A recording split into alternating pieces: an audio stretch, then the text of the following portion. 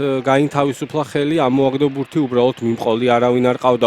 აბუცაძის შესანიშნავი მოქმედებები. აკრიფას ისრაფე აკატ აბუცაძემ და გაიტანა მისი 46 ლელო.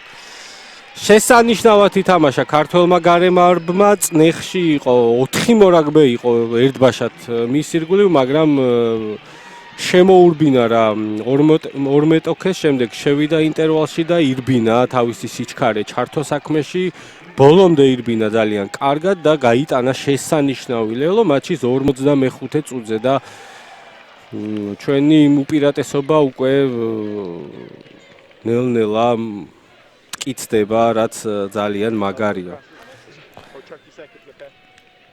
აი აქ ნახეთ შესანიშნავად გაიქცა აბუცაძე და გაიტანა 46-ე, ხო, რიგით? 46 ლელო, რითიც შევიდა მსოფლიოს ყველა დროის საუკეთესო მელელოების ათეულში და ამჟამად ისეთი სახელოვანი მორაგბეების გვერდითაა, როგორც ჟულიან სავეა, კრისტიან კალენი და ჯო როკოკოკო, ლეგენდარული ზელანდიელების გვერდით.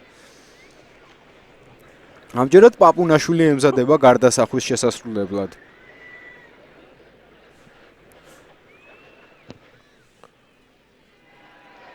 პაპუნაშვილის გარდასახვა ზუსტია.